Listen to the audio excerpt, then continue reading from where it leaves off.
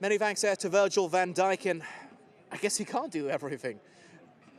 No. He just can't. I mean, it's so unusual to see him flustered on the pitch, and today he looked a bit flummoxed.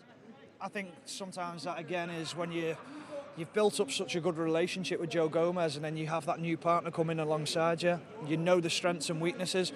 I've said for a long, long time now that Dijk-Gomez makes Van Dijk such a better player. You see, because it's usually the other way round, isn't it?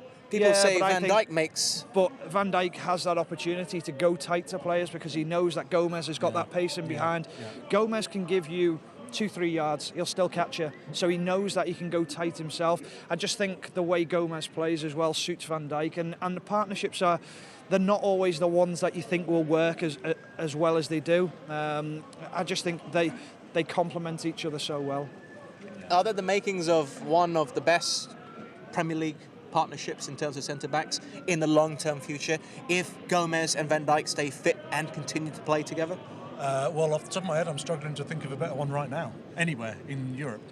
In Europe? Well, they're the European champions, and they may well be the European champions again. They're going to be the Premier League champions. You know, that doesn't happen if you've got two shoddy centre-halves. So do you expect us to maybe be talking about the two of them in, say, 5 years and comparing them to, I don't know, Vidic and Ferdinand and Carvalho and Terry, etc.? Vidic and Ferdinand was the best I ever played against. They just complemented each other so well. Their games it was just a beautiful match between them. You know, they each knew what the other one was going to do, and it's very, very similar here. And it's, you know, once you find a partnership that's that good and they rely on each other that much, sometimes this is what happens when you have to tinker with it. Do you think if you were to play against Vidic and Ferdinand and they went 2v2 against you, you'd be thinking, I'm in trouble here because they're that good defensively? But if you played against Van Dijk and Lovren, you'd walk straight to Lovren, wouldn't you, and go, give it a ball, I'm going to play on him. I would be absolutely amazed if my coaching staff already, when we're doing the analysis before the game, we're saying every single goal kick,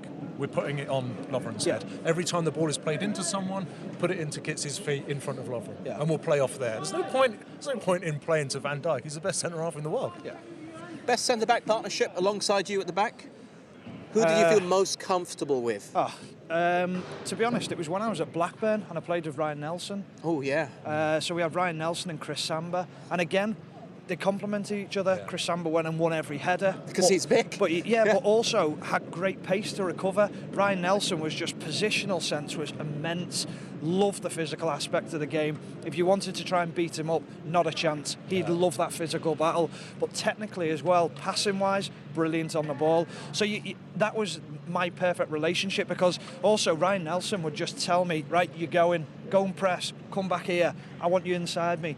He literally taught me through my game, and that was just unbelievable for you. And that's what you need, and that's what we're talking about with Henderson in the middle of the park. He tells people where they need to be, when they need to press, and you see the cohesion between midfield, defence and attack when he plays is fluid. It moves up and down so seamlessly, whereas today it's just all over the place. I'm just hoping that they speak as highly of you as you speak as highly of them, or are they saying, oh, probably not. Warnock always had to tell him where to go. He didn't think on his own. God.